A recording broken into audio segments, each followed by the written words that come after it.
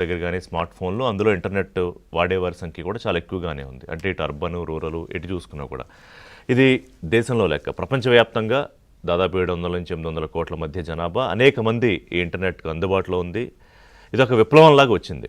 అంటే ఒకప్పుడు ఏదన్నా ఎవరైనా ఒక విషయాన్ని వాళ్ళకు ఒక ఆలోచన వస్తే దాన్ని ఏదో పక్కవాడికో లేకపోతే ఇంట్లో వాళ్ళకో లేకపోతే స్కూల్లోనే ఏదో చెప్తే అది ఎక్కడికో చేరాలంటే అసలు అవకాశమే లేదు. వాళ్ళ ఆలోచనలు వాళ్ళ మనసుల్లోనే ఉండిపోయేవి.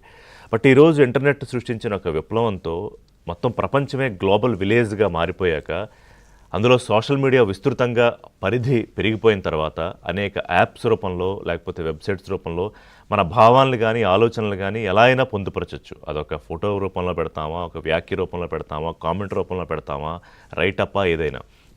అంటే ఒకవైపు విజ్ఞానం దిశగా గొప్ప పొంతలు తొక్కుతున్న సోషల్ మీడియా, అంటే దాన్ని విజ్ఞానానికి వాడుకుంటే కనుక, ఎందుకంటే ఒక సాంకేతికపరమైన శాస్త్రపరమైన ఆలోచన వస్తే దాన్ని ఎవరితో అయినా పంచుకోవచ్చు. ప్రపంచంలో మీ తెలివిని నైపుణ్యాన్ని ఎవరైనా గుర్తించవచ్చు. ఇదంతా ఒక నాణానికి ఒకవైపు ఇంకొక పార్శ్వం ఉంది, the other side of the coin.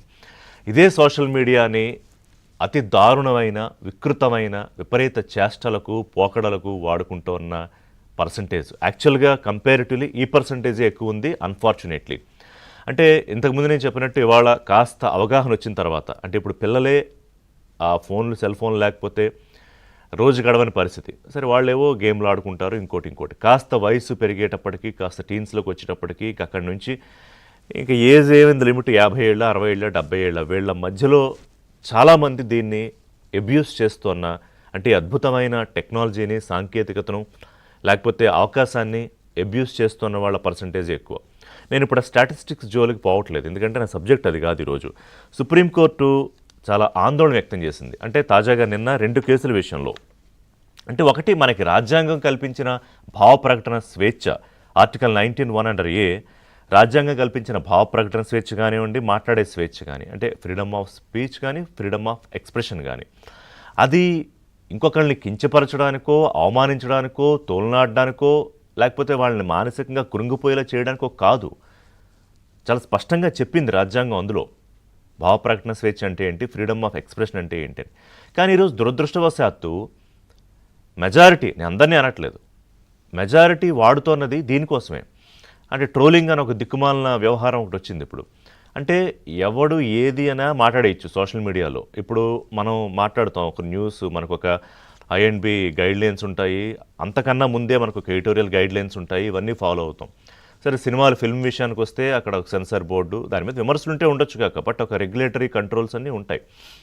What about this social media, digital media, OTT platforms, వీటికి ఏం లేదు. అంటే బూతు అనే పదాన్ని బూతుగా మాట్లాడడానికే 1-2 సార్లు మనం ఆలోచిస్తాం, అంటే ఆ పదాన్ని ఉచ్చరించడానికి. కానీ నిస్సందేహంగా ఇప్పుడు ఈ కామెడీ పేరుతో లేకపోతే OTTల్లో విపరీతంగా ఆ అబ్యూజివ్ లాంగ్వేజ్, వల్గర్ లాంగ్వేజ్ మాట్లాడిస్తున్నారు.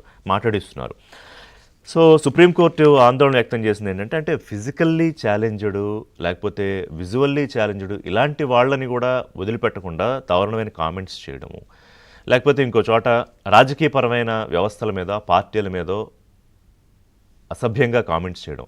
ఇప్పుడు వ్యవస్థలో ఉన్న లోపాలని ప్రశ్నించవచ్చు, అసలు ప్రశ్నించకపోతే సమాజం ముందుకు ఎక్కడికి వెళ్తుంది, ఇక్కడ దాకా ఎక్కడికి వస్తాం. కానీ దానికి ఒక పద్ధతి ఉంటుంది కదా, దానికి ఒక వ్యవహారం ఉంటుంది కదా. ఇవాళ బూతు మాటలే కామెడీ అయిపోయిన రోజుల్లో, లేకపోతే ఏదో ఒక అబ్యూజివ్ లాంగ్వేజ్తోనే ఒక బొమ్మ గీస్తూనో, లేకపోతే అందులో కూడా అది చొప్పించకుండా ఒక భావాన్ని ప్రకటించలేము అనే ఒక దౌర్భాగ్య భావదారిద్ర్యానికి దిగిపోయిన రోజుల్లో ఉన్నాం మనం. సో సుప్రీంకోర్టు ఏముంటుందంటే, ఎట్లా ఈ జాడ్యాన్ని కంట్రోల్ చేయడము, దీనికోసం ఏదైనా గైడ్లైన్స్ మీరు ఆలోచించలేరా అని కేంద్రాన్ని సూటిగా ప్రశ్నించింది.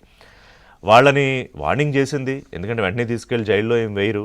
ఇంతకుముందు రణ్వీర్ అలహాబాదియా అనుకుంటా, అతను చాలా దారుణంగా కామెంట్స్ చేస్తే, పైగా వీళ్ళు పెట్టే వేదికలు ఇండియాస్ గాట్ టాలెంట్, అంటే వాళ్ళు పెట్టే పేర్లకి చేసే పనులకి అసలు సంబంధం లేకుండా అక్కడ తీసుకొస్తారు అమ్మాయిల్ని, అబ్బాయిల్ని, ఇదంతా తీసుకొచ్చి ఇంకా ఏది పడితే అది మాట్లాడతారు. దానికి అసలు ఒక అడ్డు అదుపు అని ఉండదు. దాన్ని పెట్టుకుంటే లక్షల్లో, వేలల్లో, కోట్లలో వ్యూస్. అంటే ఇది దేనికి అర్థం పడుతుందంటే, అంతెందుకు ఇవాళ సోషల్ మీడియా, ఫేస్బుక్ కానివ్వండి, లేకపోతే ట్విట్టర్ కానివ్వండి, ఎక్స్గా మారిన ట్విట్టర్ కానివ్వండి, ఇంకా ఇన్స్టాగ్రామ్ కానివ్వండి, ఇంకా అనేక సోషల్ మీడియా వేదికల్లో పాజిటివిటీ రేట్ ఎంత, నెగిటివిటీ కొండంత.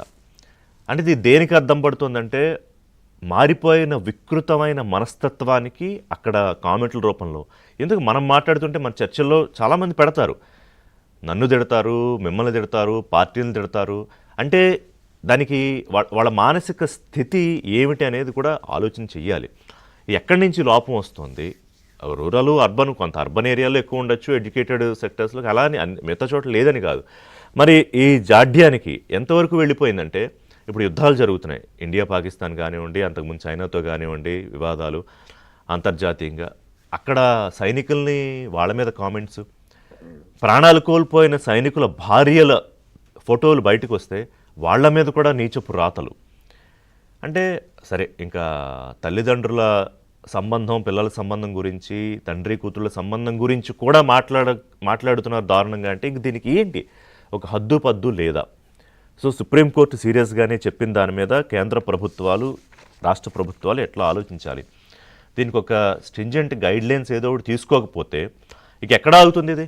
ఇవాళ మనం 2025లో ఉన్నాము. గత 2-3 ఏళ్ళు లేదా ఒక 5-6 ఏళ్ళ నుంచి బాగా సరే కోవిడ్ ఆ రూపంలో ఇంక బాగా అందరూ సోషల్ మీడియా, ఈ ఇంటర్నెట్, లేకపోతే వీటన్నిటికీ ఒక ఎంగేజింగ్ స్టార్ట్ అయింది. అక్కడి నుంచి మరింత పెరిగిపోయింది ఇది.